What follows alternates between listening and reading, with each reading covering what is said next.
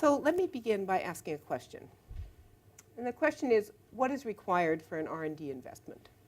You need some need out there to fill. Your innovation has to be for something. Second, you have to have a technical idea for how to satisfy the market. And of course, the third thing we need here is resources, and that's the thing that we focus on in the branch of economics that studies growth. What I think is that the first and second of these are the things that are scarce in the economy. So let me just focus on scarcity and why it matters for a moment. Scarcity is rewarded. The things that are scarce are rewarded. Investing more money in R&D, that is investing more resources, will get you nothing unless you've also alleviated these scarcities of ideas, investment opportunities, things to invest in. The thing that's scarce is either ideas about markets to fill, they thought of it and nobody else did, or what's probably more likely some combination of these things, they thought of a way to do it in a way that was reasonably effective. You could get fast search, and you could build a market.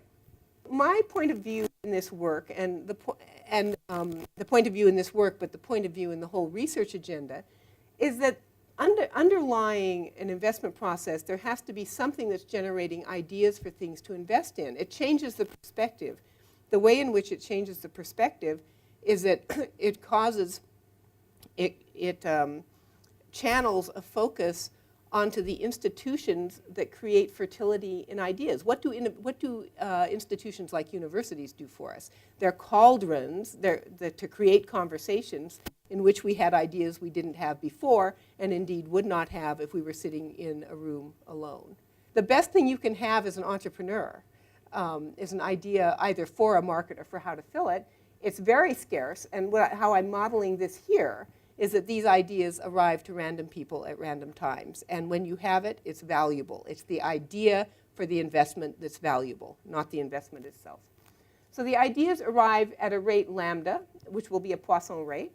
And this value of the arrival of ideas lambda is a measure of scarcity. Somebody will get an idea. People are getting ideas at a rate lambda. When you have it, you better use it. It's the only one you're going to have. And the question is, will you use it? Now, so this model, so the innovation game continues until some recipient of an idea invests and the game stops. Now, why might the recipient invest or not? The rewards might not be high enough. So there's something about the cost of investing in this market niche. Okay, so the elements here are the model distinguishes between ideas for investments, investment opportunities, which are scarce, and innovations, but innovations are trivial. Once you have the idea, if you invest the cost, you get the innovation. So the focus here is not on the investment itself. It's on whether or not you use the idea, what you do with the idea. Okay, and we're thinking of ideas as acts of imagination. So what problem is it here that the social planner wants to solve? So this is an options model. So if you invest in the first idea that comes along, you're giving up an option to invest in the next idea that comes along, because the premise here is, the premise of this model is, that these ideas are filling the same market niche. It's not going to be efficient to invest in more than one of them. It's only going to be efficient to invest in one of them. And the question is, which one? If the planner could actually observe the cost of these ideas and make a choice, the social planner's problem would be to choose a cost threshold, which would be the maximum cost, sorry, the minimum, this should say maximum, the maximum cost for investing at time t. If there's an idea that occurs at time t, then the test would be, is the cost less than this cost threshold? And if it is, you should invest. That's the policy. It's the cost threshold, and it doesn't have to be stationary in time. So the planner's problem here, in choosing this cost threshold, the planner recognizes that by choosing a high-cost idea, you're foreclosing the option to invest in a better idea that comes later, because investing twice has no value. So you're trading off cost versus delay. That's the social planner's problem here. By the way, there are very good historical examples of this sort of thing. My favorite example is it's the piston engine. For the internal combustion engine driving a car, the piston engine. Why, in the world would you organize an engine that drives pistons up and down in order to create rotary motion to drive wheels? Think of how inefficient that is. So you have pistons going up and down to drive a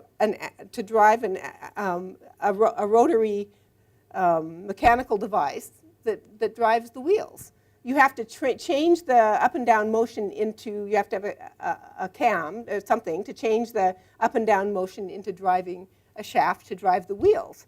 Why would you do that when you can just drive the rotary motion directly, as in a rotary engine?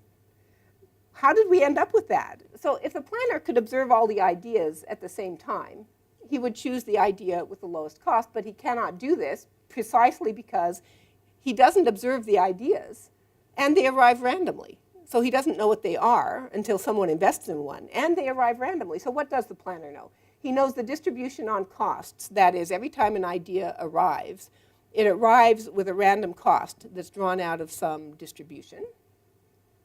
And he knows the distribution of arrival rates. So he doesn't know the lambda either. He doesn't know the rate at which ideas are arriving, but he starts with some prior on lambda, some prior probability distribution on lambda.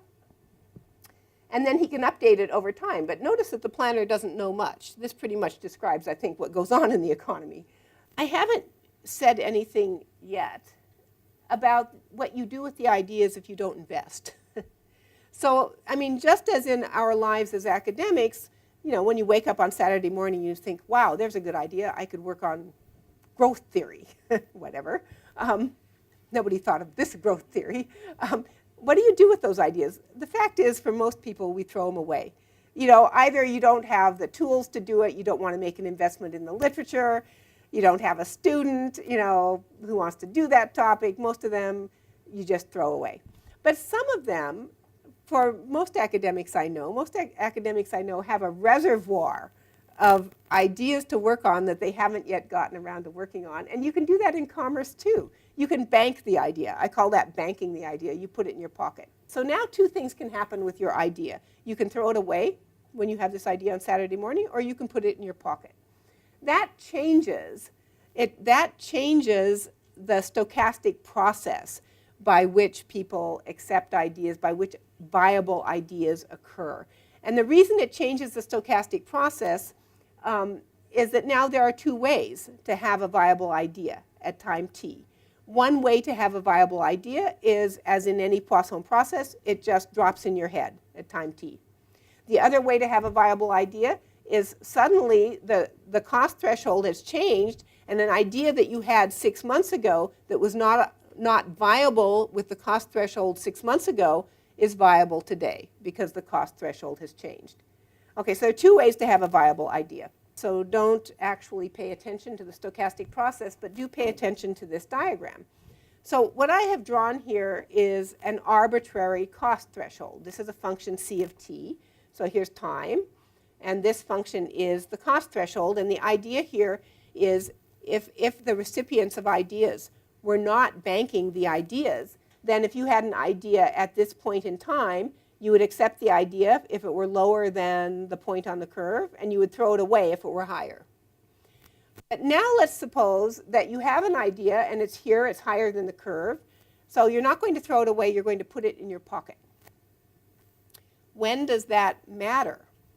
So if you put it in your pocket here and the cost threshold is falling like this, and if the cost threshold were falling forever, that idea that is not viable here is never going to be viable because the cost threshold is only becoming more stringent. So if it's not viable at t, it'll never be viable.